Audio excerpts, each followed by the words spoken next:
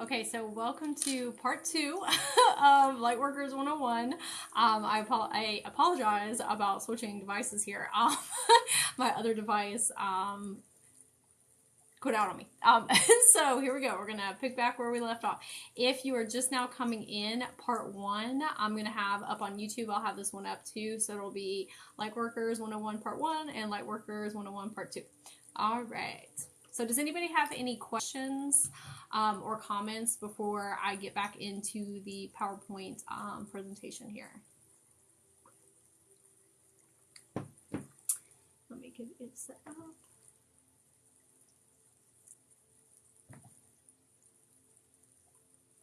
And hopefully everybody can hear the water music going in the background. Water is very cleansing and clearing, so that's why I like to work with it as well. Okay, so we're going to talk about daily clearing routines. So if you are an empath or a lightworker or starseed, it's very, very important that you are clearing at the end of the day because we just interact with so many people and so many experiences that we hold on to that. So every single day, if that's all you do for like 30 days, is just clear your energy field and your energy body and your mind and your chakra system. It will significantly make a difference in your life, okay? So what I used to do for my clearing, I do a little something different now this because I've been doing it for quite a while now. But what I recommend is, one, getting in the shower. Like I said, water is very cleansing and it's very clearing and it's an amplifier. So if you work with water and clearing, it definitely helps. And you can do this in the shower, you can do it in the bathtub, okay? So I think there's a real power in doing things 3 times. And so I'm going to say this 3 times. So I call back all of my energy that I have given to others across all space, time, and dimensions. And I give back any energy that I have taken from others across all space, time, and dimensions. And the reason that I include that is because let's say that you are a content creator, right? So your piece of content is out there in the public, in the cosmos, okay? And there's people that are constantly watching it. And so they're infusing it with their energy and their intentions and their thoughts and their emotions. And so it doesn't always have to be interactions with people. Or some people believe, like I believe, we have concurrently running timelines as well. And if you don't believe that time is linear and things are, happening in the past, present, and the future, then you want to make sure and do like a whole cosmic clear out at the end of the day. So I'm going to read it one more time. So I call back all of my energy that I have given to others across all space, time, and dimensions. And I give back any energy that I have taken from others across all space, time, and dimensions. Okay? So I say that 3 times.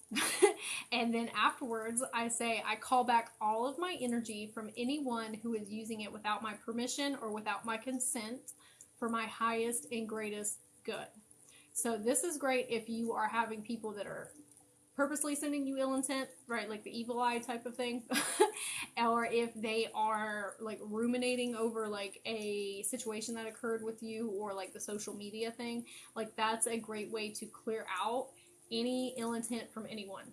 So I call back all of my energy from anyone who is using it without my permission or without my consent for my highest and greatest good. And so I say those 3 times. And you can, like, if you start doing that and you start doing it for 30 days, you can feel the energy come off of you. Like, you can literally feel all of the stuff that you have accumulated over time, like, just drain right out of your system. And I know that sounds very esoteric and very woo, right? But, like, from personal experience, the more that you work with something, like anything you do, like playing the violin or like painting, the more you do it, the better you get at it and the more that you can feel into it. So like practicing with energy shielding, boundary, and clearing is no different. Like the more that you do it, at first it might be like, I don't really feel anything different. Keep at it and you will feel so much better. It's like you telling your energy body, like we said, you have power over your own energy body, you saying, I'm not holding on to people's stuff. And if people are sending me yucky, it's coming up out of me. I am protected and I am safe, okay? So we're telling our energy body, let go, all right? So some other things that are really good, like I said, the shower is really good. You can program water. So if you have a bathtub, Lightworkers and Empaths and Starseeds, like, salt baths are so very good for us because salt helps absorb. And so if you run you a bath or even a shower and you put salt in the shower, like Himalayan salt, bathing salt, right? And you say to the water, like, please take away anything that is no longer serving me, any people's thoughts, feelings, and emotions, and it will draw it from your energy body, and then it goes down the drain. So those are great. Incense is great. Incense, and you can get incense for like specific things too, right? So incense helps clear your auric field and your etheric field and your chakra system. Sage and Palo Santo, these are great. Like smoke clearing, wonderful. So if you use a combination every day when you get home, right? You sage yourself, Palo Santo, incense, whatever it is, like you have that, you know, clear out conversation with yourself, like I'm letting go of anybody's stuff that's not mine, you will significantly feel differences. Okay. Gratitude journal. So when I was in the deep anxiety and depression hole, I was not grateful for anything because I was like, what do I have to be grateful for? Like everything is terrible. Okay. Even though it wasn't, but at the time, you know, like when you're in that mindset. And so what I did for 30 days, I know I say 30 days because usually that takes the amount of time to build a habit, right? If you are experiencing a lot of anxiety and depression, I'm not a medical doctor. This is coming from an energetic level, okay? You can create a journal. I did it in my notes app on my phone. So every day I made a commitment and it sounded so silly to me. I was like, how is this going to change my life? But it did. Okay, you got to stick with it. So I used the notes app and I wrote down the top 5 things that I was most grateful for every day. And at first it was like, what do I have to be grateful for? And I said, you know what? I'm grateful I have legs that I can walk. I'm grateful that I have eyes so I can see. I'm grateful that I have arms so that I can hug my son. Like very, very simple things. And what ended up happening was the things that I was putting on the list started to change. They started to say, like, I'm so proud of myself for my authenticity and not masking. I'm so proud of myself for voicing my opinions. I'm proud of myself for my confidence and self-esteem, right? It evolves. And your brain works like a subconscious, or your subconscious works like a computer, is what I'm trying to say. Your subconscious works like a computer. If you give it a task, it will do it. So if you tell your subconscious, like, hey, I have a list at the end of the day that I need to write in. So we're going to look for things throughout the day. So my brain started looking for things to put in the list. Like my perceptual lenses of my reality changed because it's like, oh, we're coming from gratefulness, which raises your vibration, your frequency, which makes your experiences with people change, which makes like things that come into your life change. They're all like raising together. And it's like, what can we put in our gratefulness journey? Like this and this and this and this. And then it shifted into 10 things a day. So now I do 10 things a day. And after the 30 days, I highly suggest reading everything back to yourself. Like all the days. Like just sit down with yourself for like 30 minutes and read everything. Because when I did that, I was like, dang, I have a lot to be grateful for. Like there's just so many things, beautiful things. And so it like completely shifted my vibration and frequency, like completely. And then I kept it going. Okay. And so if you were an ADHD person like me, because I did that for a couple months and then I kind of let it like fall to the side, I got a widget app and put it on the home screen of my phone. So it was like right there. And it was like gratefulness. And so like if you change something on the background of your phone, we're always on our phones. So it's like constantly talking to your subconscious. Like that's a great way to like keep yourself and your ADHD brain like mindful of doing it. Okay. All right. So I know I talk really fast. Like I said, this is going to be up on YouTube later. All right. So now we're going to get into plants. So plants are great for light workers because they're very high vibration, high frequency. They help us breathe. They're just wonderful, wonderful supportive friends for light workers. Okay, they also have so much wisdom to impart to us. And so I'm going to talk about a couple that are very good for light workers specifically. So I'm going to show you my snake plant. Oh, she's so heavy. Okay, this is Barbara. Barbara is a snake plant, like I said, and she's one of the first plants that I got, and she always likes to be in when I'm doing reading with clients, or when I'm doing lives, or just doing anything type of healing work. Like, she insists that she is next to me. So thank you, Barbara. She loves coming into the screen. I heard her like, you better bring me in the screen. Okay. Oh, hey, V, that you came in for plants, divine timing. Okay. So plants that are really good for light workers and starseeds and empaths are plants that look like they have spikes, because it helps remind us that we need to protect ourselves and self-preserve. And so plants that are really good, I'll show you here. Okay. Whoop. Okay.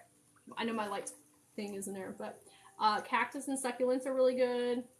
Whoop, there we go. Cactus and succulents, snake plants, and aloe vera plants. Like, all very good plants to have. And snake plants produce a lot of oxygen, and they're great for clearing. So cactus, succulents, all of the spiky plants, it teaches your subconscious. Like, the plant will talk to your subconscious too, and will say like, hey, it's very important that we protect ourselves, and we're being mindful of who's around us and who is affecting our energy, right? And holding boundaries, holding shields. Kind of looks like a fence. Okay. And then aloe vera, obviously, aloe vera has very like healing properties to it as well. Okay, so more about plants. So we're going to get into herbs. So like I said, sage is really good to help with clearing and cleansing. Eucalyptus. So this is eucalyptus here. Eucalyptus. And then we've got lavender and eucalyptus, and we've got peppermint. So eucalyptus, if you get a bundle of eucalyptus, I don't know if everybody has Publix, but you can find them at stores. So if you get eucalyptus and then you hang it on your shower head, it's great for like helping open up your energy body, and for clearing and cleansing. It helps with your sinuses and congestion. And it creates like a steam bath. So that's great. Peppermint. I got this peppermint spray from the pharmacy. So peppermint spray, again, is great for mental clarity, and if you're experiencing congestion, but also when your central nervous system, if you're somebody that's very anxious, your central nervous system is like active all the time, like fight or flight, like you're just like, So anything that you can do to invoke one of your five senses, whether it's like smell, taste, touch, right? It's going to snap you out of that cycle that you're in, like the thought hole, okay? Oh, thank you for saying you like my hoodie. I just got it today, actually. I saw it and I was like, oh, that looks like Lightworkers, right? Like the darkness and then the light. Okay, so if you get a book, or even like a can of food, okay, and you read what's on there, just like simply read everything that's on there. Or if you listen to some music or smell something that smells really good, like that helps snap you out of that central nervous system, like fight or flight mode. Also, if you wash your hands under very cold water, like turn it just all the way cold, it resets your central nervous system, okay? So if you're somewhere out in public and you're freaking out, and you're like, I can't be in here, right? Like, but you can't necessarily like leave, invoke one of your five senses. So go in the bathroom, run some cold water over your hand, smell a candle, okay? It's very grounding. Or, read something, like I said, like, and do something for your senses, and it significantly helps you. Slamming your feet into the ground helps you. Like, just jumping up and jumping down and connecting with Mother Gaia. Even if there's concrete or asphalt underneath you, you're still going to connect into her, okay? All right. Crystals. Okay, we're going to get into crystals. My favorite. Let me get all my friends here, and we'll talk about that. So this is going to be like a Lightworker, Starseed, Empath starter kit of crystals. And like I said, I have all the visuals for these two. If you want the PowerPoint presentation that I put together, it's a little more difficult to do it here in the screen. If you want the PowerPoint presentation, you can Instagram message me, and it has everything that I'm talking about in there. And it has tons of links and resources, so you can just be like, hey, can you send me that? And I'll send it to you, okay? So the first one, this is my favorite. This is Amethyst. So amethyst is, like I said, my favorite crystal. Is my first crystal. This specifically is dream amethyst, but you can really utilize any amethyst. So amethyst is great for calming your mind. It's great for helping you tap into your intuition and the higher frequencies. It helps with positive thinking, and it helps your immune system, and it helps you sleep. So if you would love to see the PowerPoint, yeah, send me a message. So if you sleep with amethyst in your pillow, okay, because some people really like to lucid dream and work in the dreamscape in the astral realm, I highly suggest sleeping with a protective stone and a grounding stone. So maybe that's obsidian, maybe that's black tourmaline, maybe it's jasper for grounding and black tourmaline or obsidian, right? Because physics work differently in the astral realm. If you have nightmares, okay, I do not suggest sleeping with amethyst in your pillow. That is just personal, because it amplifies, right? It's an amplifier. So if you do, though, sleep with a grounding stone and a protective stone, like together inside your pillowcase. Okay, but amethyst is my favorite. It's like a good for everything crystal. And also, if you experience a lot of anxiety, you can carry it in your pocket throughout the day, and it will help transmute the anxiety. Okay, we are talking about light workers. And so this is part 2, and I'll have it up on my YouTube. Okay, the next one, like I was talking about, this is Jasper. This is moonkite jasper specifically. So Jasper. So Jasper is grounding. It helps simulate courage. It promotes independence, and it releases guilt and shame. And it helps you connect into Mother Earth. So Jasper is great if you experience anxiety as well. So amethyst and jasper together are a great combo. And malachite, I'll show you that one too. But those are all great for grounding and feeling more stable, okay, and not feeling so like flighty. Okay, so the next one, this is my other third favorite. This is malachite. Okay, malachite is good for protecting from negative energy. It's a good protective stone. It helps open up your heart space. It's a heart healing stone, green, like the green heart chakra. It helps you with your immune system as well, and recognizing your power. Okay, so oftentimes light workers and starseeds and empaths, if you are not in the empowered empath with the boundaries, shielding, and clearing, like maybe you're just starting on your journey or realizing that you're one, a lot of times we have compromised immune systems, right? Because stress and anxiety can literally make you sick. And so getting crystals that help you with your immune system and shielding and boundaries, right, and grounding, like that will significantly help you feel better, like feel better in your body. Like maybe you get the flu really easily. Maybe you get sinus problems really easily, or you feel like heavy in your body. That's other people's stuff that you're holding on to. Sounds like I need Jasper, got unfounded guilt. Yes, so if you have feelings of guilt, I would get Jasper, malachite, and rose quartz. Or Himalayan salt. Like, that's great too. We'll talk about that in a second. Okay, so the next one, this is selenite. This is my selenite wand.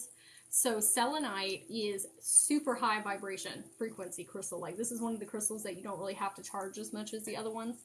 It's great for bringing in feelings of peace, tranquility. It helps clear away negative energy and clear away things that are no longer serving you. Okay, and it helps with your etheric connection to like the angel realms, the unicorn realms, like those fairy mermaid realms. Like, it helps you tap into that and connect into source.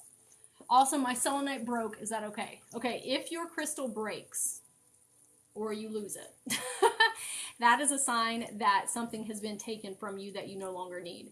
So the crystal absorbed, and you need to bury it back in the earth. So there's different ways that you can like rehome crystals, if that makes sense. But like, it took something from you and it needs to be buried within the earth. That's my suggestion. And Mother Earth, Mother Gaia is going to transmute what it took from you. But that means that like something great happened, that it that it took something that wasn't working for you. Okay, I'm gonna scroll up here because I think somebody had a question. What should we do with them? So you can carry them in your pockets throughout the day if you want. And again, crystals are very much intention based. Like, they have their own healing properties, but if you pour your intentions into them, they will amplify those things for you. You can keep them in your room, okay? Like, there are some crystals that you don't want to keep where you sleep. Like, moldavite. Like, I don't suggest that for any beginners. But, like, moldavite or, what else do I have over there? I would just research, like, crystals not to have where you sleep. But you can just have them in your home. You can have them in your car. You can have them in your pockets. Like, just being in their frequency field really, really helps you. Okay? You can take baths. And you can put it, like, on the side of your bathtub. And, you know, water's an amplifier, so it'll help amplify the crystal healing. Even if it was traveling, like, it broke in my bag. Hold on. I think that you have to use your intuition on that. Like, if you dropped a crystal and it broke, you have to ask yourself, did I break that crystal because, like, did I drop it and it break because it took something from me? Like, you can hold the crystal and ask the crystal. Or, like, did it get broken in the bag because it was time to let go of it? Right? So it's that more esoteric, spiritual asking. You can hold the crystal in your hand and ask it, like, hey, was this just an accident, or is it time to let you go? Right? Because they're their own consciousness forms. It will give you an answer. Okay. I bought the Book of Stones, and it's a great crystal dictionary and info book for anyone learning to learn more about crystals. Yeah, that's great. A crystal dictionary, yes. And there's some crystals that you charge in the sun. There's some that you charge during the moon cycles. There's some that you, what was I going to say? I don't remember. But there's, like, different charging times for different ones as well. Some you can get wet and take in the shower with you. Some you don't get wet, right? So a crystal dictionary would be great. Okay, so I've got 4 more. Okay, so I've got fluorite. This is fluorite. This one's a little bit more green than purple. Okay, so fluorite is great for decision making, repairs your auric field. It removes cords, like energetic cords that are no longer serving you, like relationships that are no longer serving you, and seeing the truth in your relationship. So this is a great stone to use if you're trying to redesign who's in your inner circle and who's in your outer circle. Okay. I wish the big crystals weren't so expensive. Me too. I would have like thousands and thousands of crystals. Okay, rose quartz. This is actually my pendulum rose quartz. I have to put the chain back on. So this is rose quartz. So rose quartz is great in attracting love in self and others. So this is the love stone. Restores trust and harmony, increases self-esteem, and helps alleviate grief. Okay, so if you're trying to do any heart healing, rose quartz is great for that. Yeah, me too. I love rose quartz. Okay, Himalayan salt. This is not technically a crystal, but I just classify it as one. So this is Himalayan salt. Himalayan salt is great for drawing out toxins from your body. Toxins can be physical toxins, like illness, sickness, but it can also be negative thoughts. Like those can also be toxic to you, right? And so neutralizes negative energy. If you ever see a Himalayan salt lamp, those are great to have in your room where you sleep, because it'll just constantly like draw things that aren't good for you off of your energetic body. They help improve sleep and remove air pollutants. So if you live somewhere where the air is not necessarily the cleanest, having Himalayan salt lamps or Himalayan crystals like around you in your home space will help clear. Okay. Don't push amethyst into the sun. It will turn yellowish white color. Same goes for rose quartz. Yeah, that's why I wanted to stipulate too. Like, some crystals are meant to charge in the sun, but please look up which crystals, because not all of them can go out there, just like some can't go in the water. So you need something that is very safe is to put them in the moonlight, because then it's not going to cause them to fade or energy change.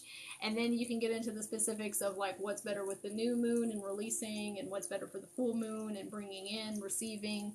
But if you want to be safe and you're just now starting on your crystal journey, you can just charge them on the full moon and new moon in the moonlight. Don't do the sun thing until you get more into it, okay? I got a big bag of Himalayan salt, put it in a bowl and crystals on top. Looks so pretty. Oh, that sounds lovely. Okay, we are going to talk about water cleansing. Okay, yes, do your research. Because I have put some in the sun before I knew about that, and then they got all discolored and the energy shifted within them. Okay, so water cleansing. So water is representative of our emotions, right? It is a physical form of emotions. And so for light workers and empaths and starseeds, like working with water is very, very beneficial for us.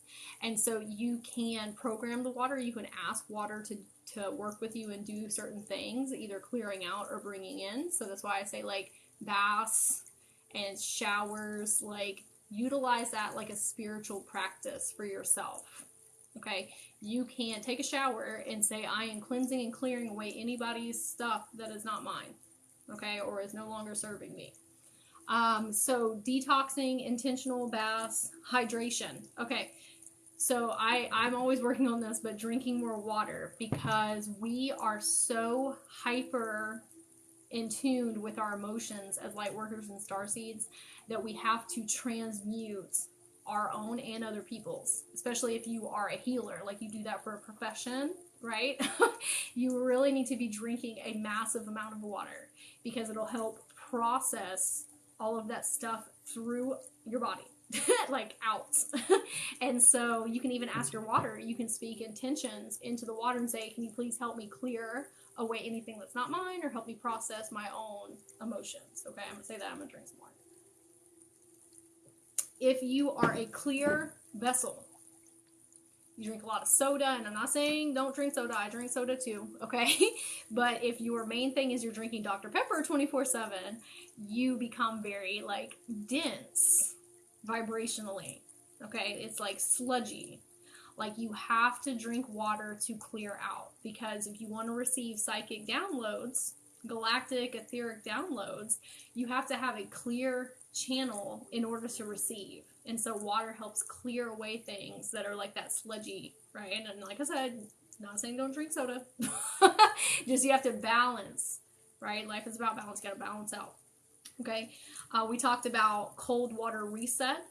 So if you're experiencing anxiety, or you're in that central nervous system, like fight or flight, like energy, run your hands in some cold water, like some very cold water, and it'll reset your central nervous system. It'll get you out of the thought hole, out of the rabbit hole, okay? Peace, serenity, and reflection. So if you can get around some water, like a lake or a creek, and now you want a Dr. Pepper. That's how your subconscious works. Okay, so if you can get around a creek or a lake, right, just some body of water, and just sit by the water and ask it to help you process. Like if you're going through an immense amount of shadow work, you're in a tower moment, like you just like feel heavy and dense, sitting by a body of water, and if you can put your feet in it, I know it's winter time right now, but if you can put your feet in it, it will help draw those things from you, right? Make you feel better. Moon water. So moon water is great because the moon greatly affects our energy bodies. We are 70% water, right? And so let's take out the moon being its own consciousness form, because we don't have to get super into that. But it affects like the tides within you. And because water is programmable, if you get a bottle, like a glass bottle is best, okay? So a glass bottle, and you put water into it, you speak your intentions into the water, you let it sit outside under the moonlight. The moonlight is going to supercharge those intentions, and then you drink it the next day, okay? So you drink it the next day, and it helps infuse that into your DNA, into your blueprint, into your soul, into your spirit, okay? I'm going to say this too, if you're working with like the new moon and the full moon. The new moon is great for releasing.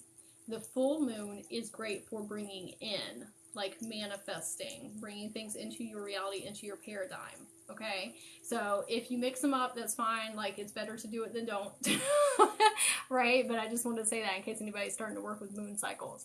A tower moment is, somebody asked what a tower moment is. So a tower moment is when everything around you is crumbling away, like all the things that you were resonating with and were in alignment with, like very disastrous level. Sometimes things are happening in your life. It's because it's doing a clear out of things that are no longer serving you. So that means you went up a level in consciousness, and now your guides, your spirit team, your higher self are bringing in things that are for your best, what was the word I was trying to say? for the best. Just leave it at that. For the best. And so it's things that are better for you, like friends, jobs, things of that nature. When you're in the tower moment, sometimes you don't see it like that, though. That's not the perspective you're holding. You're like, why is my life crumbling? It's because there's things that weren't working for you, that weren't on your soul contract, or you have evolved from, that needs to be gone in order for new things to come in. That's the thing about manifesting. Manifesting, like, yeah, you want to bring all these things in. It also means things gotta go. So that's where that tower moment is. Okay. So nature healing.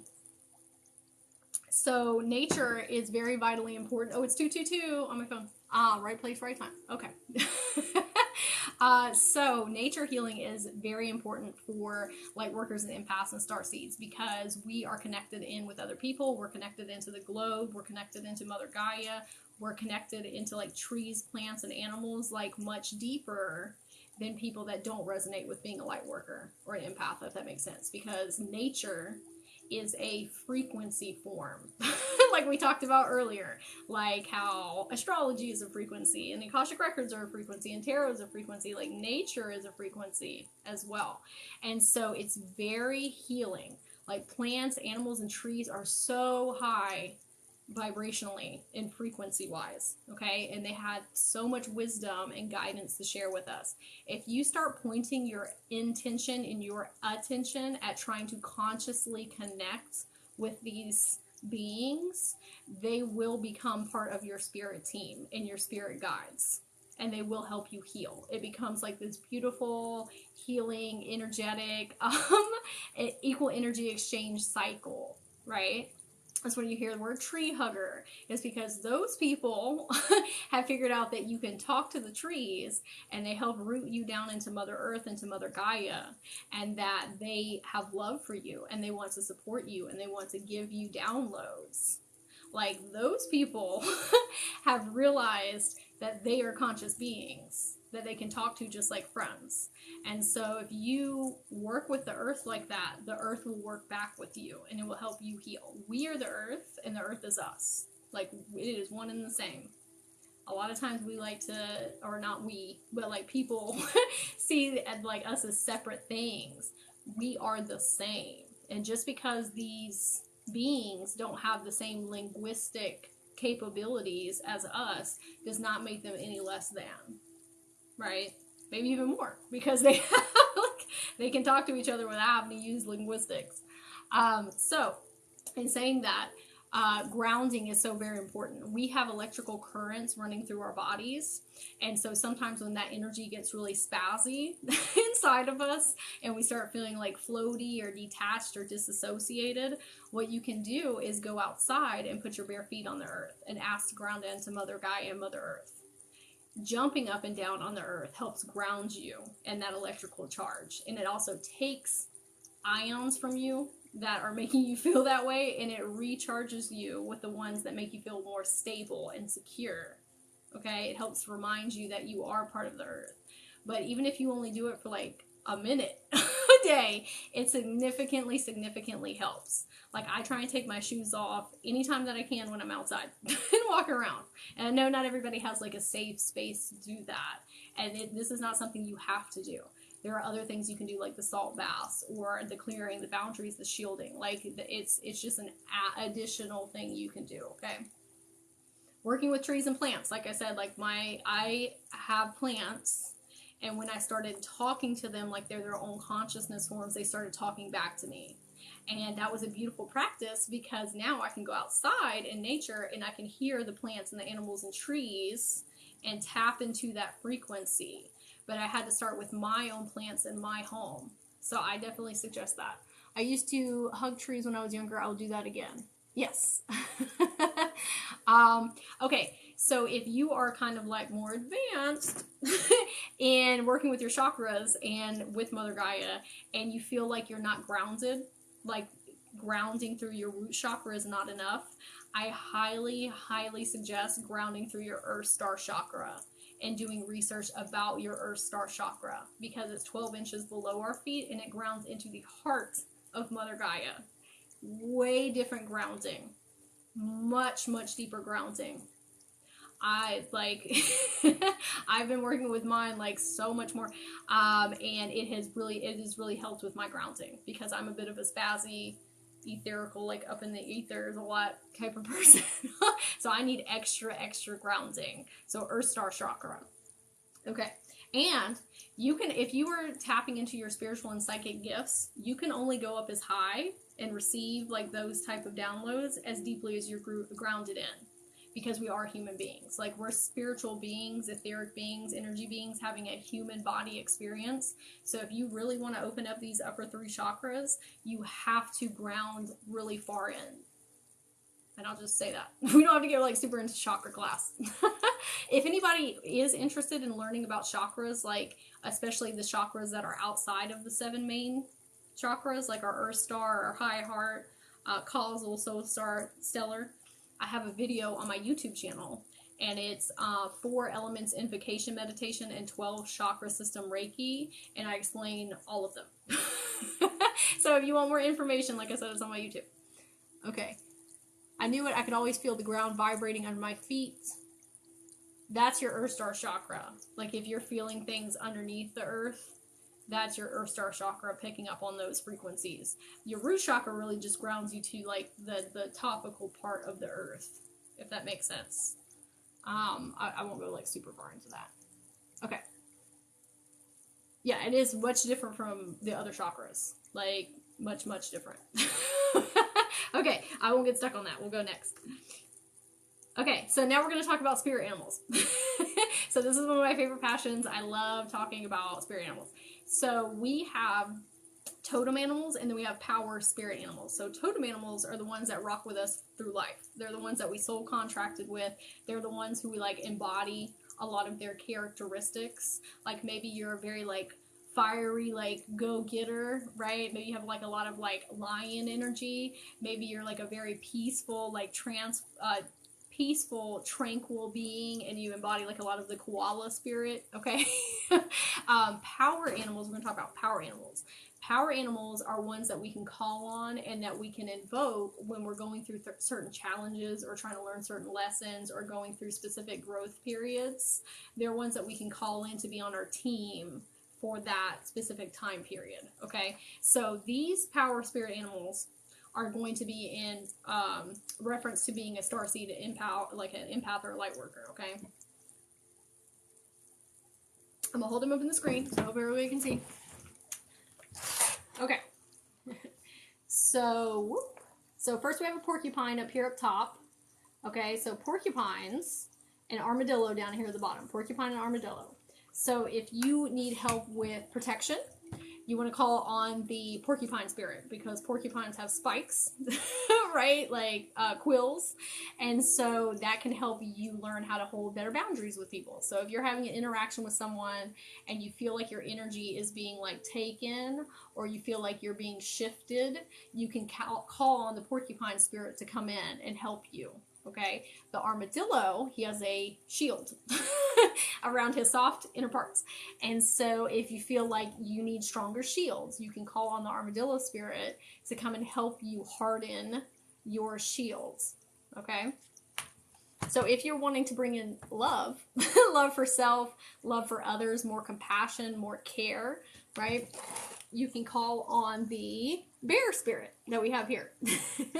So the bear is also really good for protecting as well because of her claws, but she's also a mama bear, right? It doesn't necessarily have to be a female bear, but bears are very representative of love and affection and like keeping you grounded, because bears stand on top of their back legs, right? And so they're very grounded in their leg support, and they like envelop you in love. Okay, so a dog, I have a golden retriever here. So it's a little puppy. So the dog spirit is great to call in if you want to experience unconditional love and compassion and care for self and for others, because that's very much dog energy, right? And so if you are feeling like the world is against you, right? Because sometimes that's how we feel when we're light workers, empaths, because there's just so much going on in the world. Call on the dog spirit. Great spirit to work with. Okay, so if you want to bring in peace and serenity and just feelings of like tranquility, you can call on the dove. So up here up top, we have the dove, right? Beautiful. And then down here we have the panda bear. So panda bears are representative of dualism. And they're also harmony and balance. So if you need more balance in your life, you can call on the panda bear. You have to have the light in order to see the shadow, and the shadow to see the light. So if you're deep into shadow work right now, or a tower moment, like the panda bear is great to come in and teach you like, hey, everything seems really challenging right now, but it's challenges for growth. And we're not going to be in this space forever, right? We're going to be evolved when we come up out of it, okay? What animal spirit should I call on to accomplish a great goal? You could call on a dragon. Like we could get into like etherical things, but a dragon would be great for that. A tiger would be really good as well. A lion spirit would be good. A lion is going to be more masculine, like that inspired action. A tiger is going to be a little bit more feminine with the flow and intuition. So either one, just depending on like contextually, which one you want to call him, but a dragon for you specifically. I heard dragon. So hopefully that helps. Okay. We're getting close to the end time here, but I have a couple more things that I want to go over. We're going to talk about spirit guides, like deities that are really good to help with protection. Okay, so we talked about Saint Germain. I don't know if it was in this one, or I think it was part 1. Saint Germain is the keeper of the violet flame, the highest transmuter of heavy, denser energies. And so he's a great person to call on if you are in your shadow work season, or if you need help with energetic boundaries or not taking people's stuff on. He's great. So the next one, this is Horus. Horus is Egyptian. So Horus is a keeper of the etheric and astral realms. He's also really good for helping protect your etheric body and your auric fields. So outside of your physical body, like he's also good for that. But etheric, auric field, your psychic mind, like he is a great person to call on to help with that. Okay. So Kali Ma, she's on my team. I love her. So this is Kali Ma. So Kali Ma, she is the goddess of death and the goddess of rebirth. So sometimes Kali gets a little bit of a bad rap because she's the goddess of death, but you have to have death in order to have rebirth. It's very much that phoenix energy. And so if you are trying to transmute things within yourself, things that are no longer serving you or keeping on to other people's things, you can ask Kali to come in and help you with that. Like she's that very much like fiery, like divine feminine energy. Like she will transmute all of those things for you. Okay, and then help replace things back in that are in better alignment with you. Okay, so this next person, I'm going to actually read her guidebook description because I feel like everybody needs to hear it. She is she works with lightworkers. Like she is a keeper of the lightworkers, and she's a great person to look to if you are feeling like you're having to mask a lot or not show people who you are, like your authentic self, maybe because you incurred a lot of trauma around showing vulnerable pieces of yourself to people that were not good for you. So one second, I'm going to plug my computer in really quick.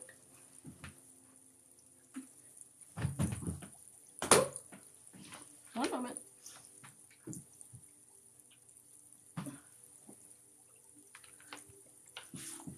Okay, because as lightworkers and empaths, sometimes we don't want to show people our authentic selves because we have gone through a lot of trauma where we were shown that it was not safe to do so. So we mask. And then in masking, though, it creates dissonance between people who are in alignment with us because they can't see who we are. Okay. What a bright blue aura. So awesome. Oh, thank you. I appreciate that. Okay. So the person we have here is Joan of Arc. All right, and I'm going to read her description to everyone because she asked me to. Let me find it. Okay, so Joan of Arc, and she's great to work with if you're working on your throat chakra, okay? So stand strong, focus on your purpose, release the fear of persecution, and speak your truth. Joan of Arc was a medieval French peasant girl who reported to have been visited by Archangel Michael and other saints, who gave her information on how she could help Charles, I think the 7th, save France from English domination. She was also a teenager when she went into battle for her country and won a huge victory. She was, however, later captured and burned at the stake. These days, she is supremely loving guide to all those who stand up against the odds. She also helps many lightworkers overcome the fear of persecution. So this is the extended message. You are being encouraged to stand strong. You may feel unrecognized and misunderstood, but that doesn't mean you have to give up on the mission you feel called to fulfill. You must follow the will of your soul and exercise your leadership spirit by speaking your truth. You may feel as though if you are on a battlefield, but this conflict will come to an end as soon as you stop defending yourself. You are not here to prove yourself to others. Instead, approve of yourself. Know that angels are on your side and that heaven is thanking you for being the honest soul that you are. So, thank you, Joan of Arc and Kali and Saint Germain and Horus for coming in to talk to us about being a light worker today. Why have empaths been through so much trauma? I have been wondering. Okay, great. That's a great question. Thank you, because we'll talk about that before we get into Reiki. Okay. I went ADHD and forgot I was waiting to rejoin your live. Glad I remember. Yes, and I'll have both parts of it up on YouTube later. Okay, so empaths and light workers and starseeds. So a lot of times we are meant to be healers, like we want to be healers, whether that's in a professional setting, like you doing energetic services, or maybe being a nurse or a teacher, or, you know, just helping people in your everyday life experiences. And so we can only help people with how deeply we've gone in with ourselves. So if you've ever been to a therapist or a psychologist, not saying that they aren't great, because I'm very much pro therapists and and, you know, clinicians, but you can tell when somebody has gone through something that you have gone through and when they haven't. And is it more impactful when they have gone through it and know where you're actually coming from, like live that experience, or if they're just talking about it objectively? And so a lot of times, like if you believe in soul contracts, not saying that every bad thing that happened to you was you writing that you wanted that to happen, right? We, a lot of times, have chosen to go through a lot of hard things, a lot of trauma, and a lot of challenges because we want to be able to help other people. We are lantern holders. That is a light worker. We say, I have been where you are at. Let me help you see the light and move towards the light. Like, I went through significant trauma when I was younger and like even into adulthood. And I can now, as a healer, like that's what I do as a profession, I can speak to those people who have been in those similar experiences and say, this is how I healed myself. Let me give you the tools and the guidance to do that too. I wouldn't be able to do that unless I had gone through those things. Like, I could most certainly go into the profession and talk to people objectively and say, here's all these psychology tools, right? But that doesn't mean that I understand where they're coming from. How did you learn to project your aura so much? It's so cool. Maybe stopping your life. Oh, thank you. Because, well, one, this is the amplifier. I programmed this. But it's also because I've gotten a really good handle on my energy body, like working with my energy body, working with other people, reading myself, projecting, you know, certain things that I want people to feel. Like, I want everybody in here to feel loved and seen and heard and validated. And so that's probably a lot of the projection and aura that you're sensing and picking up on. And blue is my favorite color, if you can tell. Okay, so I've got a couple more slides. It's 2:40. Okay. So, if you want these slides, okay, if you want all of the resources, because I have a bunch of resources in all these slides, like for spiritual teachers and healers and guides and Reiki practitioners, you can Instagram message me and I will send it to you, okay? I am in Georgia in the United States. Okay, so in the slides, These are several of the ASMR practitioners that I love listening to and that I love watching. Watching Reiki and ASMR is so very healing. Like, even if you don't believe in all of the like energy stuff, what they do with their hands is very soothing to your central nervous system. Okay, if you are very much in tune and tapped in, you probably are because you're watching this with your chakra system and your energy body, like watching other Reiki practitioners and watching Reiki videos helps bring balance and harmony to your system. So when I say this, not every Reiki practitioner is for everybody. Just like every astrologer is not for everybody, every psychologist is not for everybody. Like, Reiki is on a certain frequency, and that frequency is different for every practitioner. So if you're watching a Reiki video, I have seen some people or heard people say like, Reiki doesn't work for me, and I'm like, well, how many people have you tried? And they're like, 1 or 2. I'm like, you really have to try out several different people and find that frequency that works for you. So that's why I've included like 4 people here. There is Whispers of the Wolf, wonderful. Silver Hair, that's a gentleman that does Reiki, and he really embodies that divine masculine energy. I love listening to him. There's Mystique Awakening, she's on YouTube and TikTok, and then there's Heart Space Magic, she's on YouTube and TikTok, but they are wonderful. There's a lot more, but Reiki is great to listen to when you're in bed, like right before you're going to go to sleep, because that's when your subconscious is the most open to suggestion. So that's when your energy body is like very open, and so you're going to receive the most amount of healing then. Okay. You said the white aura on my temples is very unusual, or is like water. I'm amazed right now. Thank you. I appreciate that. Okay, so Reiki specifically, like there's a lot of ASMR, but Reiki ASMR is very intentional at healing your chakras. So I very suggest, like, if you like ASMR, take it to another level with the Reiki ASMR. I also do Reiki, or not do Reiki. I work with Reiki. I'm a Reiki practitioner. So if you would like a one-on-one session, I have the link in my bio. I also have a bunch of pre-recorded Reiki, which will still give you the healing, how it works in the etheric field. And there's a bunch of them recorded on my YouTube. I also do EDM Reiki. So that's another type that I offer because I really resonate with EDM music, and a lot of other people do. It's very like high vibration, fun, funky music. So I have a lot of those as well. The Reiki I do, when people do Reiki on YouTube and TikTok, I want to stipulate that a lot of times that's not the same as what you get in a one-on-one session. A one-on-one session with me, like if I do it on live or TikTok, I'm doing a lot of like crystals and like generalized healing. But when people do one-on-one sessions, it's very much therapy and energy healing. Like you and I would be talking the whole time, and we would be actively working out what is blocking like your chakras. And then there's also the crystals and affirmations and all those things that go with it. But it's very therapy and energy based. But that's my style. And I know that there are other practitioners that do that as well. Let's see. Okay.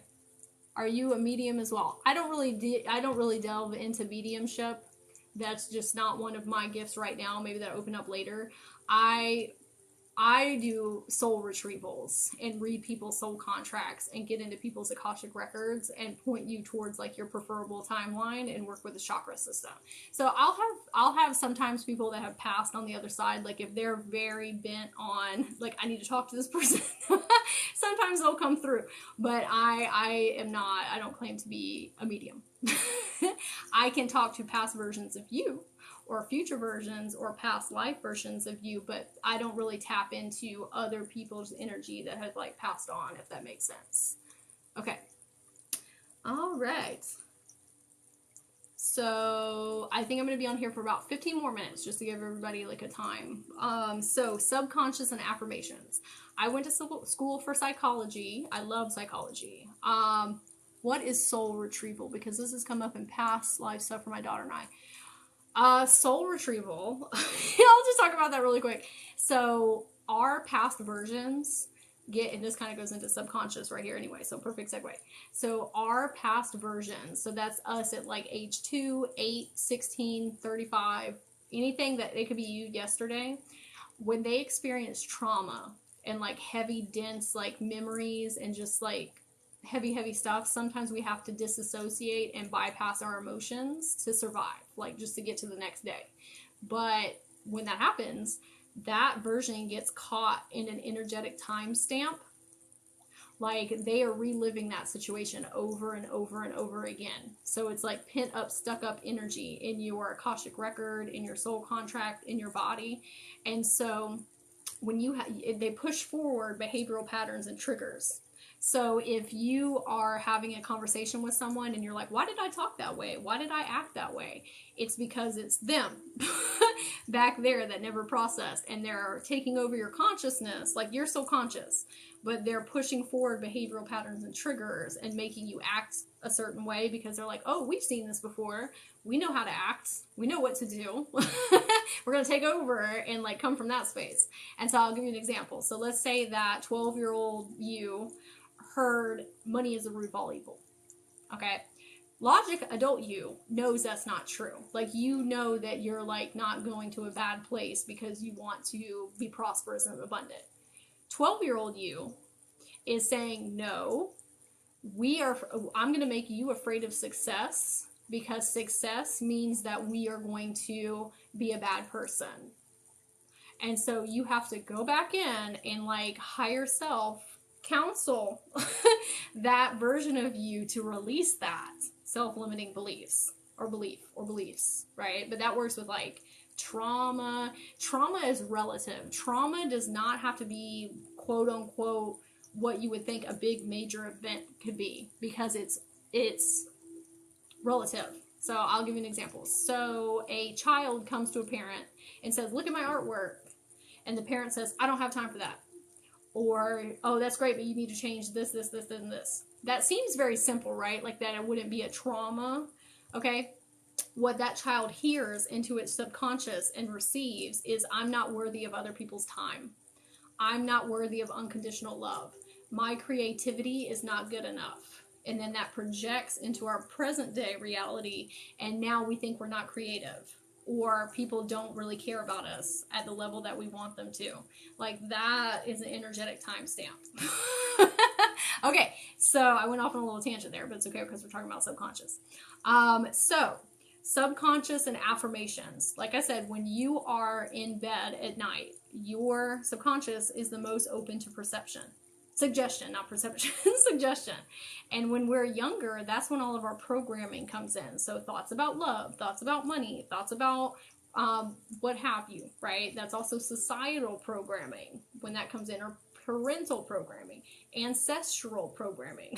Like, that's when we are like programmed for our life.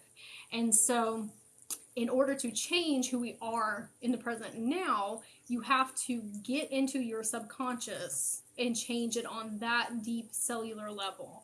And so we are in theta state when we're about to fall asleep. So I very much suggest listening to You Are affirmations. I've changed that. I used to listen to I Am affirmations. I listen to You Are affirmations now. Because when we're children, and this is from Shaman Durek that I learned this from, when we're children, we don't hear I am affirmations. We don't hear I am beautiful. We don't hear I am magical. I am confident. We hear you are, right? And if you're trying to change childhood programming, you have to talk to your subconscious like it's a child. And so you are beautiful. You are magic. You are abundant. You are prosperous. Like, when you say those things, especially out loud, it goes back into your subconscious and fixes that programming.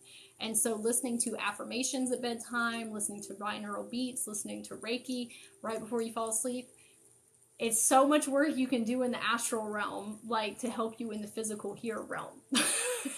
Like, because the astral realm, everything is like amplified. And so you can utilize that for your benefit. Okay. So I'm going to hold this up in the screen so everybody can see. Okay. So your conscious mind, that is like you in the waking now world, okay? It rules willpower, short-term memory, critical thinking, and logical thinking, okay? Your subconscious mind, if you want to change your paradigm and your reality, you have to work with your subconscious. Okay, so that's imagination, habits, beliefs, emotions, values, protective reactions, intuition, and long-term memory. So that is where we change things inside and without.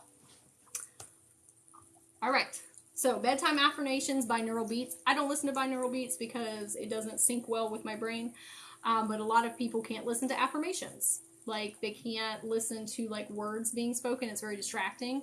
So binaural beats would be good for people that don't like affirmations. Post-it notes. So if you take post-it notes and you write down affirmations on them and you put them all over your home, it reverberates back to your subconscious. Like, even if you're not actively reading them, your brain, your subconscious will see it and will remember and put it back into your subconscious. And I also want to say you have to move them around periodically because your brain gets used to seeing it. And so just write out like 10 post-it notes, put them over your house, and then like every couple weeks move them to somewhere else, and it will constantly be like reprogramming your brain. Okay? Do you recommend recording affirmations in your own voice? Yeah. Because your own voice is the most powerful thing for you. That's your energy being infused and then back into you. So yeah, I've never even thought about that before. Honestly, like making my own affirmations and listening to them, like that is a great idea. Yes, thank you for sharing that. Okay, so post-it notes, doing the mind clutter. If you watch part 1 of this, I talk about how to dump out the mind clutter in your minds. Okay, dump it out at the beginning of the day. I love your sunflower sweatshirt. I love sunflowers and elephants. Yes, sunflowers and daisies are my favorite. So that's journaling.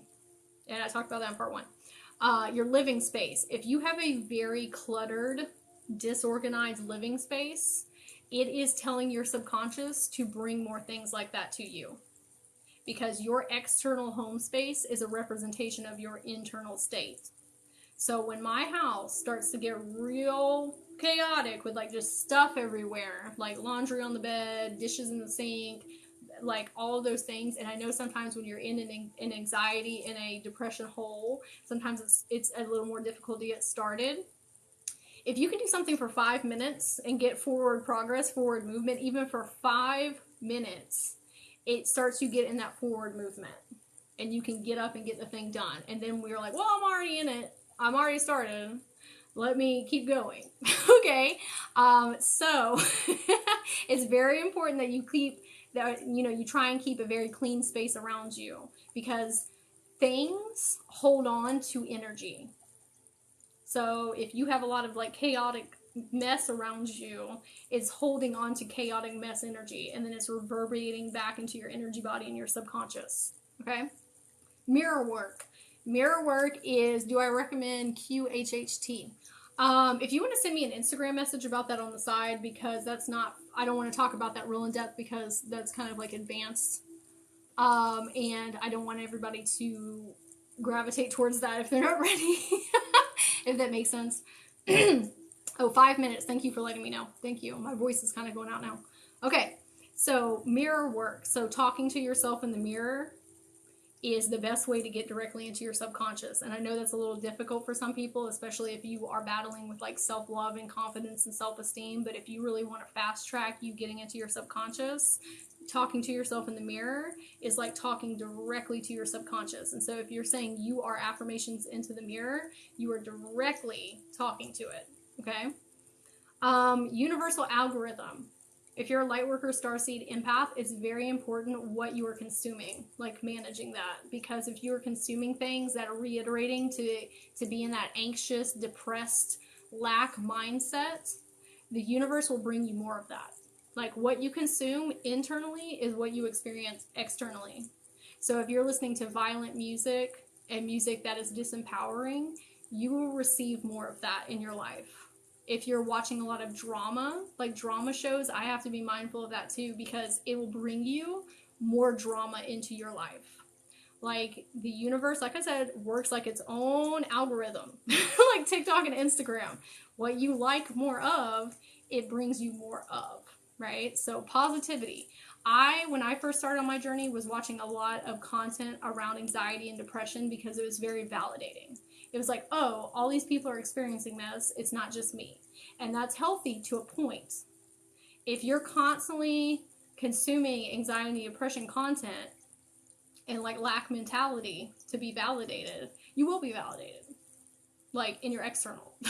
And so I had to switch what I was watching to content that was giving me the tools to get up out of that, if that makes sense. Like you can't seep in what it is that you're in if you're wanting to get out. Like you have to cultivate your experience around you. Okay, so also, well, we don't have to get into all that, but if you want the PowerPoint, there is this meditation right here, and there's a link. All of the links that I have, if you click on the picture, it'll take you straight to their YouTube. So this meditation is a meditation for Starseeds, Earth Star Chakra healing. I listened to this yesterday, actually. I went out to a Native American site to do some like vision quest things. And I listened to this meditation, and it was very soul healing. Like it heals you on like a DNA cellular like soul level. It's called, and if anybody wants it, it's called A Meditation for Starseeds, Earth Star Chakra Healing. Like I very much recommend watching that if you're a light worker or starseed. It will help you remember like why you soul contracted to be here on Earth for this experience. Okay. Okay. I've got 2 more slides. Okay, so these people, these beautiful souls, these beautiful beings, these are all people that really significantly helped me on my journey. And if you get the slides and you click on each person, it'll take you to their YouTube.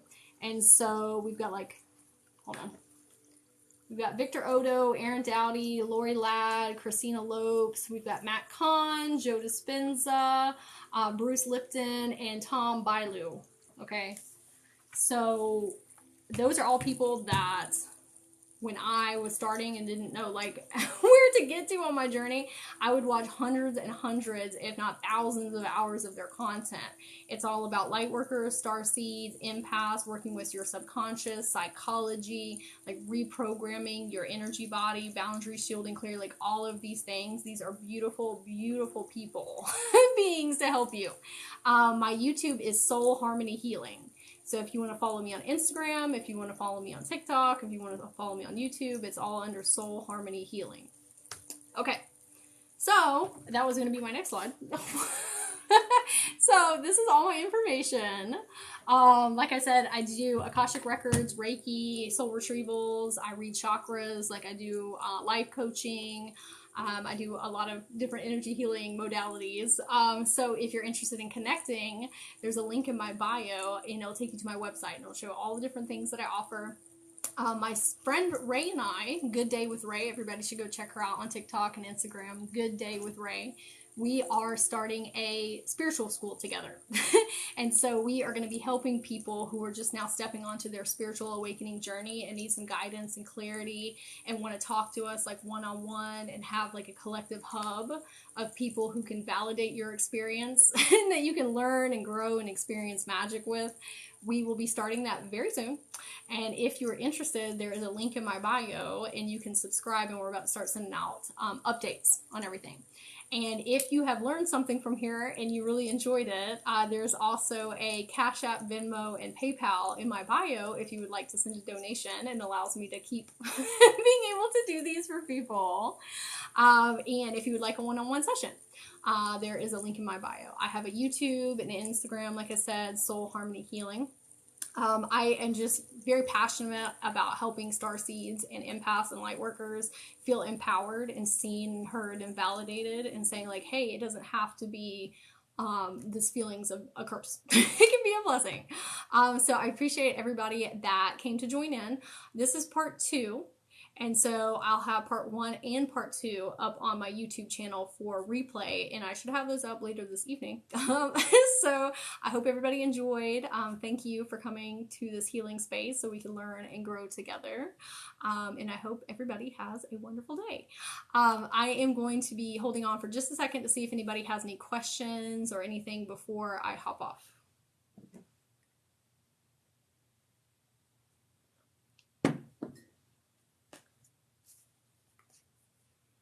Oh, you're very welcome for the information. You're very welcome. You're very welcome. It's all things that took me a couple years to figure out for myself.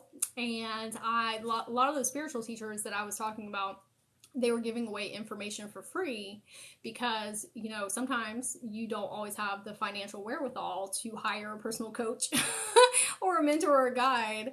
And so this is my way of like giving back. And like, these are all the things that helped me along my journey and what I learned to save you some time and energy. So you're very welcome. You're very welcome. Okay. I hope everybody has a wonderful day and I will see you next time.